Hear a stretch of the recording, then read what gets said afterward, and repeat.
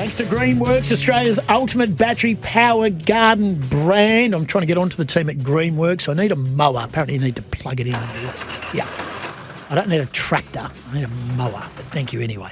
All righty, let's go around the grounds and let's tick off last night. Just in summary, 24-point win to the Hawks. They just got the job done. They led early. Will Day came back, so that was a positive.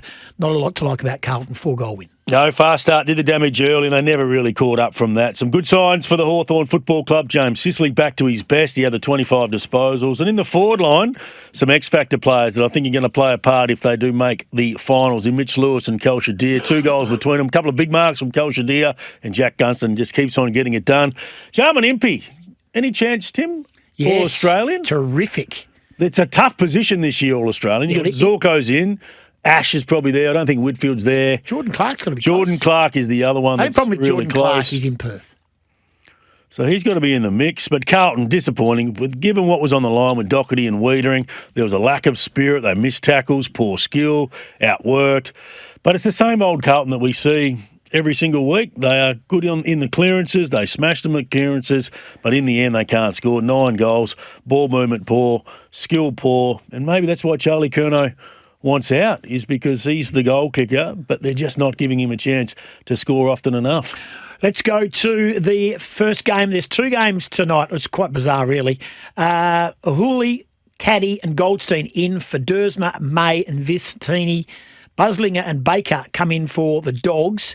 Liam Jones and Sam Davidson go out. And Tim English plays his 150th game. And Michael Selwood, the boy from Peel Thunder and Scotch College, has been named as an emergency for the Dogs. Well, I'm glad we have options tonight. We don't have to sit through Essendon and the Western Bulldogs. And they just can't afford to slip up here, the Western Bulldogs. Good to see Buslinger back into the team. He's one that I think West Coast should have a bit of a look at. He's been in good form in the VFL. If you could get him for the right pick, I don't think the Bulldogs would give him up easily because they need that sort of player. And I'm surprised it's taken that long to get him in. Liam Jones, 1 week in, and then he goes out. So they are investing in Jed Buslinger. But their ball movement, too good. We know their defence can be poor. I think the Bulldogs will make some changes. They obviously got some personnel change in defence there, but do they do some things differently with the way they move the ball to try and protect themselves defensively against a side like the Bombers, who they should beat, but knowing they're going to come up against the top 4 teams. But, yeah, I think the Bulldogs will be far too strong for a depleted Bombers. All right, the other Friday night game is the beauty. It is the battle of the bridge, so to speak. I love these ins. Have a listen to these ins for the Giants. Sam Taylor, Josh Kelly, Jesse Hogan for Aaliyah, Rouston and Grzuski. Sydney get Papley and Francis in for Laddams and Bice. Those 3 ins, I think you'd be hard-pressed to find 3 bigger ins at any team this year. Yeah, massive. Aaliyah, he goes out. They've said rested. Nice word they've used there, rested, because they're trying to keep him at the football club. But he will be at St Kilda next year with Tom De Koning. Looking forward to this. The Swans back into some really good form on the back of Isaac Heaney. Tom De Koning. 1.7. How? Yeah, unbelievable. He's been horrible, hasn't he? Terrible. Yeah. Last Absolutely night, horrible. it was woeful to watch. And is he better than that? He's got to have been better than that. I think they've changed up his role. They brought in the other ruck. So Pitnet's been getting more minutes taking away. He's been played in the forward line because they know he's not going to be there. And why upset Mark Pitnet and leave him out of the team when he's going to be important for them next year? But just looking at this game, they are in good form, aren't they, the GWS Giants? But they can't afford to drop it. They need this one. And the Sydney Swans, it's all on the line. Lose and their season is done. They're making a good pitch for a late run, but I just can't see them all. Although they've beaten them the last 5 times, see them beating the Giants on their home deck. Yeah, Michael Selwood is Aquinas. Did I say Scotch? Because if I said Scotch, it was a mistake because I know he's Aquinas because I've made a big thing of it. So I do apologise. But Tom Papley, the most important player for Sydney? His energy is the most important. Yeah, when he's up and about, he's a game changer. Errol Gordon's pretty good. All righty, let's go to Queensland. Collins, Weller, Davies, Farah and Holman in. Rioli injured. Carly Ray Jepson's out. Walter, Swallow, Closey, Jed Walter, Eagles, in for Brisbane, McKenna and Bailey, 2 big ins for Lohman and Reveal. Can we talk about that? You have mentioned Jed Walter a couple of times to me this morning. He has spent some time here in Perth. Yep. You think he's a Perth boy? He's a mad, rusted-on Eagles fan. Would go to training. Nick Natanui fan, still is. left Perth for personal reasons, so I don't know whether that opportunity to return home is still available to him. But I know that West Coast have certainly got him on their radar and have since he left. Would you give up one of your first 2 picks for him? He was an early pick. I'd give up pick 8. About pick 8, I think he's a missing forward line piece. He's a big boy. He's a big player. Was he picked first pick?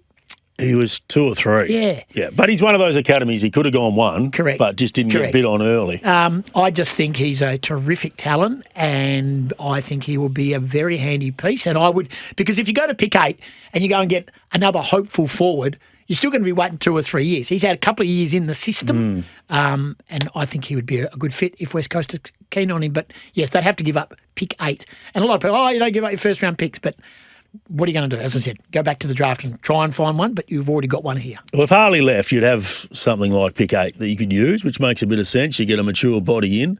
Could you split your picks? You split 1 or 2 to get back to 8 so you get Jed Walter. And it makes a bit more sense when you think about Charlie Curnow as well. Like, if Gold Coast are entertaining, because you look at them with Ethan Reid, what they've got there with Ben King and this bloke, you're like, well, what's the point in going to the Gold Coast Suns? But if there is some movement that you're talking about potentially behind the scenes for him to come back, it makes a bit of sense. And those 3 aren't working at the moment for the Gold Coast Suns, so they need to improve that. They need to respond from last week. Contrasting styles here. You've got the Richmond, Damien Hardwick way, where they like to handball their way through, up against the Brisbane way, which is maintain possession, move the ball quickly by foot, and they are very good at kicking, and Dane Zorko is the best in the business. I said I'd rather be Brisbane. I think they are the flag favourites right now for mine, and I think the Gold Coast Suns will show up, but they don't have the class to beat the Brisbane Lions right now. The game we care about is here tomorrow at Optus Stadium. It's a Fremantle derby. Looking forward to this, really am. I'm looking forward to Fremantle putting a foot on the throat and seeing them at their very best, a big percentage booster for them. Dudley and Erasmus in for Johnson and Wagner, both out injured. Archer Reid and Elijah Hewitt come in for Williams and Petruccelli. And just a couple of names on the bottom of the Fremantle list which suggests that they've still got a little bit of hope going forward. Draper, Sharp and Walker can't get a game. At West Coast, Noah Long can't get a game. Western Derby, 61. Tim, what's your favourite out of the 60 that we've seen so far? I think Fremantle's first win. Yep. I think Fremantle's first win, and one where you kicked the winning goal. And you called it so brilliantly, didn't you? Oh, I don't know about I remember the play. I think it was Shammer to Black to Bell. You want to recite it? No, it doesn't sort of come back. It's one of the great memories of my commentary life, but it was a good goal by you. Hayden Young, more minutes. What's the ideal situation for Hayden Young in this one? Because they're going to have to manage his minutes. They will play him. Play him. 60, 75%? Yep. Play him. What a good. I was wrong. He was important last week. Yeah, I thought he could have come back through the waffle, got Scotty himself reckons right. in the power rankings that he could be the most important player for Fremantle in this finals push. Yeah, and you look at other teams and you wonder who has had some of their most important players out for the most part of the year. He's certainly there. I think Jordan De Goey is another one that's missed. I think Errol Goulden and Tom Papley have been some of those players for the Sydney Swans. But I think the Fremantle Dockers maturing mentally, physically tougher this year. They need to work on their clearance game. So it hasn't been great in recent weeks. They've been finding ways to win when they aren't winning contest and the inside 50 numbers as well. So they get a chance to do that against West Coast, who struggle in that area. Caleb Sarong's going to be a talking point with what West Coast do. He's been so dominant. They just keep doing the same thing. But I don't think it really matters. They play their way, which they have done all year. It's a tall forward line for the Fremantle Dockers. They'd love a big game from Josh Tracy and Jai Amos. Just a real big game in all facets of the game where they hit the scoreboard and they get possessions. Jai Amos has kicked 4 goals the last 2 weeks, which has been great, but only the 3 disposals last week. Percentage is important, but for West Coast, they just need to compete harder for longer. Nail their skills. They were very disappointing with their skills, particularly in that third quarter. Try and find a way to stop momentum when it goes against them, because it will. But I think they take the game on and try and score, shock and awe, try for the big start against Fremantle and put them under some pressure. Dersma, Maley and Hanson in for North Melbourne. Cooper Harvey, Coleman Jones and Will Phillips out. Phillips been dropped. Is Cooper Harvey, can someone, because the AFL website now only just says out, and no change at Geelong. Cooper Harvey, son of a gun, kicked 4, I think, previous week. Not happy. Look for a change of club. He looked good. No, I've got illness Okay. written down here because it doesn't make sense because he is one that's been quite positive in recent weeks. 4 Wouldn't be goals. surprised if he's looking elsewhere anyway. Well, we've heard that about Zane Dersma. He comes back in, and Will Phillips. Not much good, Zane Dersma. Will Phillips, the West Coast. There was a report 5 or 6 weeks ago, but again, he's in that Erasmus camp. What do they bring? Not much. So, look, you can sort of fill them up with a bit. No, Do you want some more time to think about it? No, I think you can find them. I agree. Yeah. I agree. But in this game, all of a sudden, players who are just middle of the road become, you're a superstar and they're going to change a football club. You bring a player in, are they going to change your team? you don't know. Love, opportunity, minutes. Look at Clay Hall at the moment. He's improved, like he's been backed in. I'm not saying he's the be-all and end-all for the West Coast Eagles, but he's been backed in. He's getting some minutes. He can change quite quickly. But in this day and age, you do have to have some weapons. And you look at those two players, they don't have heaps of weapons. They're just probably, average in most parts of the game. The Cats will win this one by about 56 points. Connor Rosie, Jed McEntee and Joe Berry in for Liddy, Lorenz and Williams. No change at the Adelaide Crows. Yeah, Adelaide will win this one against Port Adelaide. Port Adelaide just got a few too many injuries late in the season. And Adelaide, they are on fire. Can they win it, the Adelaide Yes, Crows? Can you go can. from outside the 8 to winning it? They can First go time there. in for 6 I'm or a 7 believer. years. I tipped them fourth at the start of the year, and I believe, I certainly believe. Josh Rochelle still to come back into that side as well. Yeah, I'm going to go with Adelaide comfortably. In that All one. righty. Richmond take on St Kilda. Collingwood, should I say? Yeah. Collingwood. Membry, Mitchell, Houston and Steele, the boy from West Perth, in. McCreary goes out. Bolter, Green, Armstrong, Elgar in for Richmond, Seth Campbell. Going for 3 in a row. The Tigers are pretty impressive last week, but they won't beat the Magpies, who, strangely enough, have lost their last 2, but they go in as $1.04 favourites, so they'll be winning that one comfortably. And St Kilda versus Melbourne to round it out. This will be an absolute ball burster. They'll be locking them in to stay in there. Jones, Collard, Schudmacher, McLennan in. Darcy Wilson goes out. Has he been dropped or injured?